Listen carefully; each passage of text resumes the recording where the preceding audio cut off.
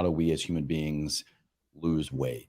Um, but it's also important to remember that we are very, very unique individuals. We have very, very unique bio individuality, meaning quite literally, my body is totally different than your body. And we might be the same age, we might be the same or similar weight or body composition, but there are a lot of things that make us up internally. There are a lot of biomarkers.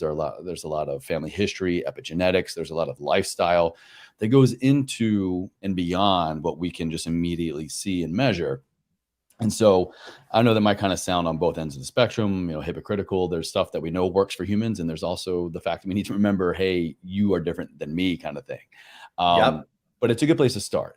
And so I think for weight loss, a good place to start are these kind of universal principles of what do we know it takes to just, to burn more and consume less. What do we know it takes to get into this healthy energy exchange?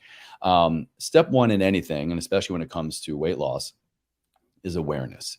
You need to be aware of what you have coming in, and you need to be aware of what you have going out. I'm going to lean more on the side of be more aware of what you have coming in terms of how much food am I consuming, my calorie count, the type and quantity of calories, beyond trying to manage more so and throttle your energy expenditure, how many calories you're burning, because there's more room for error there. It's much more difficult, it's much more tedious. And I would argue also for most people, it's not that necessary. The important thing is that you're moving, not necessarily, how many calories you're moving in an exercise experience or a physical activity experience. Yeah. So step number one, awareness. Bring awareness into what you have coming in. And this will do one of two things for people in my clinical coaching experience, as well as just, life. You will be radically surprised of how much you are eating, or radically surprised by how little you are eating. Under consuming calories is one of those sleeper things I think people don't think of or don't think is that important when it comes to losing weight, particularly losing body fat. A lot of people in my experience, especially when I was in clinic as a health coach, they were radically under consuming calories by 500, even not if not more.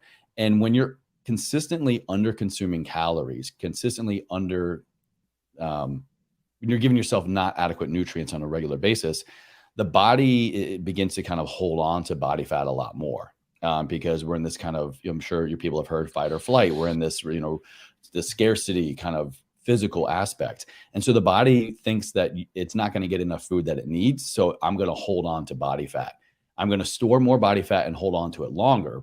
Body fat is nothing more than our body's energy reserve tank. So if we're not giving it what it needs on a regular basis, it's going to look out for us because we're maybe not looking out for ourselves.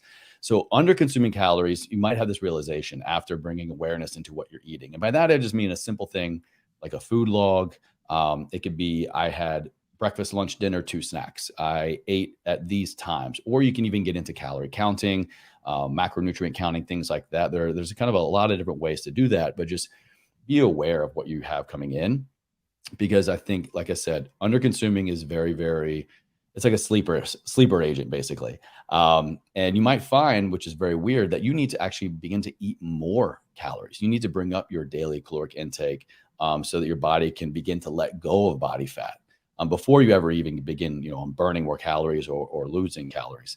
And then if you're on the other side of it, of you're actually over consuming, well, then I think that is like the starting point for most people in a weight loss journey. Oh, I had no idea that this sandwich I get every day from the deli that looks healthy actually has all of these, sauces, or it's this really calorically dense bread, or I had no idea it's 2 layers of cheese.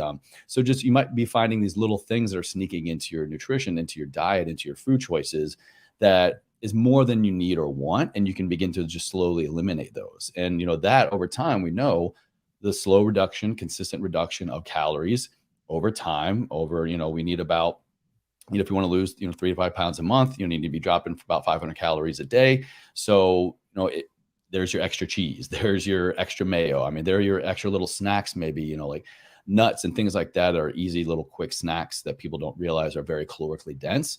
Just by reducing or maybe temporarily eliminating certain things can actually have a long-term high yield in terms of your weight loss journey.